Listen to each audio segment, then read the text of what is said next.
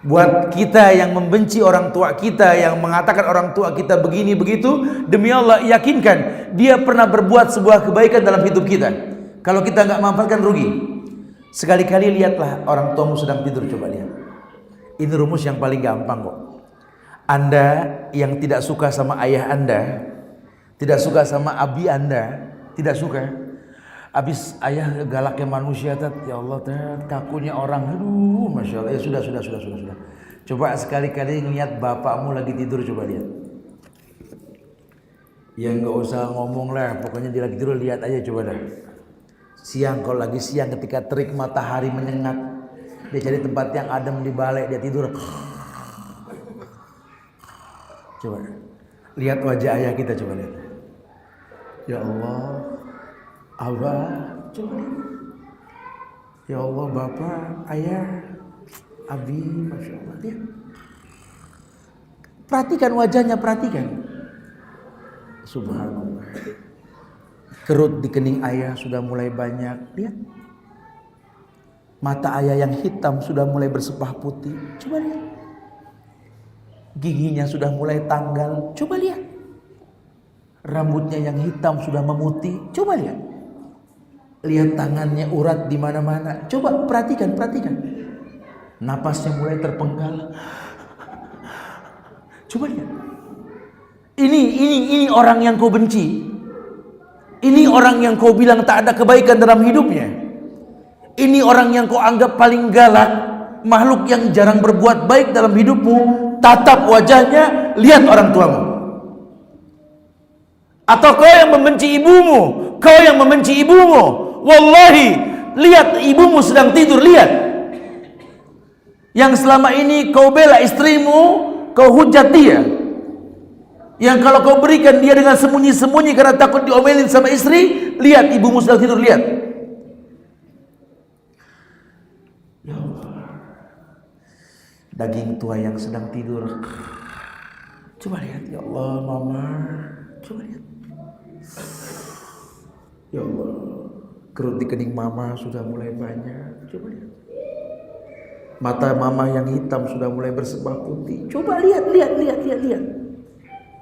Pipinya yang cabi sudah mulai turun. Lihat, tatap wajahnya. Giginya sudah mulai tanggal.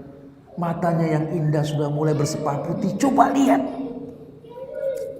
Ini orang yang kau benci. Ini orang yang kau bilang paling galak. Subhanallah, berapa lama lagi kau berjumpa dengan dia? Mendingan besok pagi temui mereka sudah. Ambil tangannya, cium, rasakan wangi kulitnya. Rasakan wangi kulit orang tua kita. Karena mungkin besok daging bangkai kita cium dari mereka. Allah. Kalau nanti sudah tidak ada, air mata nggak menghidupkan mereka, sesal kemudian tak berguna. Mumpung masih ada, berikanlah kemuliaan padanya, gapai ridhonya. Al jannatu tahta aqdamil ummahat. Buktikan bahwa surga di bawah telapak kaki orang tuamu. Bagaimana membuktikannya? Angkat dia setinggi mungkin. Contoh Uwais Al-Qarni itu contoh. Seorang pemuda yang tidak hidup zaman Rasul, tapi Rasul katakan pada Umar, nanti di masamu ya Umar temui Uwais. Siapa dia ya Rasulullah? Orang yang akan hidup di zamanmu nanti. Orang yang belum ada, Nabi sudah muliakan dia. Kenapa? Karena Uwais Al-Qarni kalau sudah mengangkat tangan ke langit, langit bergetar.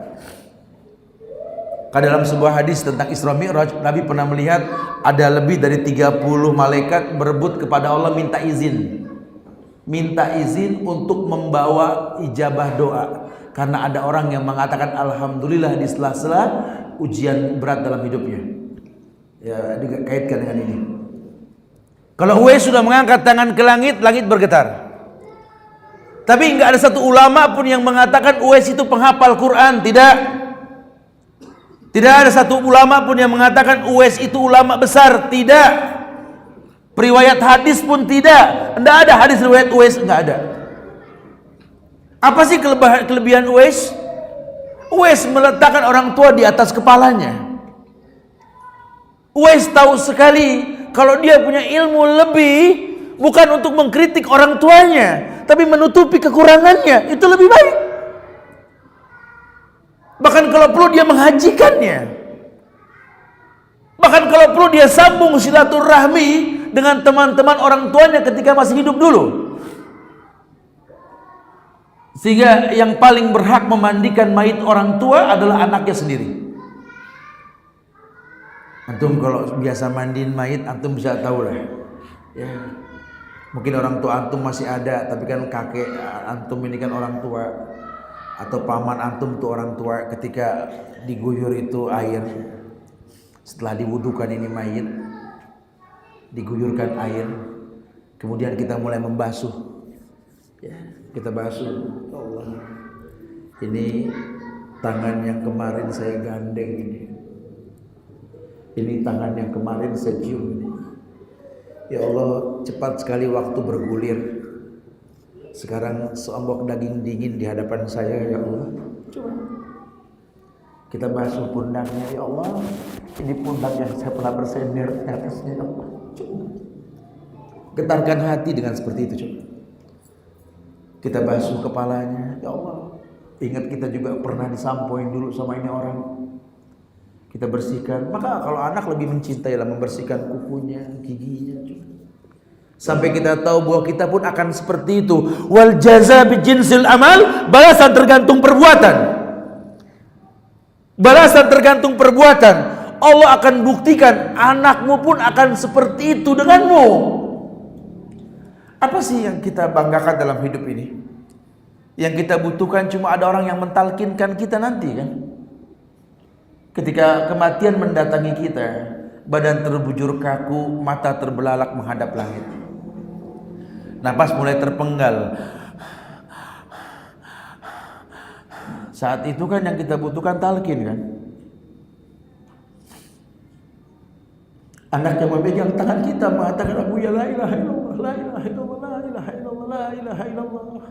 Abu ya la ilaha illallah, la ilaha illallah, la ya Allah ya Allah. Inna ruh idza qubidu tabi'ahul basar, kata Rasulullah. Ruh tuh kalau dicabut mata ngikut. Selesai sudah. Mungkin kita menangis membimbing orang tua hingga akhir hayatnya dengan la ilaha illallah. Tapi tangis bahagia karena membimbing mereka husnul khatimah. Man kana akhiru kalamihi la ilaha illallah dakhala jannah. Orang yang akhir kalimatnya la ilaha illallah, surga. Mungkin dia diazab. Dia manusia. Tapi Nabi pernah dipentangkan alam kubur. Pernah dibentangkan alam kubur Rasulullah, alam barzah. Nabi melihat ada orang yang sedang dicambuk oleh malaikat, dicambuk. Wallahi berhenti cambuk malaikat tersebut. Bertanya ini mayit, ya malaika, lima takifu min darbik. Wahai malaikat, kenapa kau hentikan cambukanmu untukku? Aku orang yang layak dicambuk. Apa kata malaikat? Kaifa adribuk wa waladuk istaghfar lak daim. Bagaimana aku bisa mencambukmu sementara anakmu di dunia selalu beristighfar untukmu? Bahkan istighfar anak yang saleh menghentikan cambuk malaikat untuk orang tua dalam kubur. Dahsyatnya memiliki anak yang saleh. Dahsyatnya dapat ridho orang tua. Maka sungguh merugi sekali kalau sampai Nabi mengatakan rugi ma'anfu, rugi.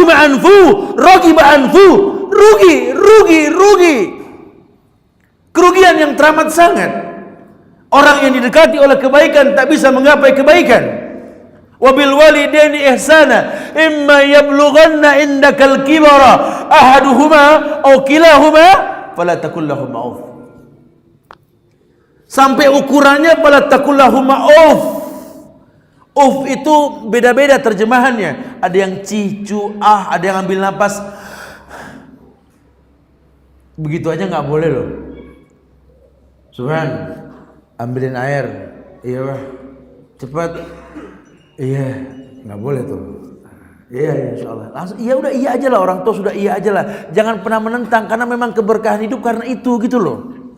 Ya apa artinya harta yang banyak, anak buah yang banyak, tanah yang luas, istri yang cantik, anak yang lucu. Kalau kita nggak akur sama orang tua apa artinya? Nggak ada manfaat hidup. Kau mulia di mata manusia tapi kau dibenci sama orang tuamu, wallahi kerugian dalam hidupmu. Ini yang bikin gemeter Abu Hurairah ini. Ketika dia masuk Islam, ibunya nggak mau tegur dia. Dia datang ke Rasulullah, ya Rasulullah berdoalah untuk ibuku ya Rasulullah. Dia tidak mau menegurku ketika aku masuk Islam. Abdurrahman bin Sakhar ini. Nabi mengangkat tangan ke langit berdoa. Dia tahu kalau Nabi sudah berdoa mustajab. Maka dia kembali ke ibunya mengucapkan salam. Ibunya pun mengatakan waalaikumsalam.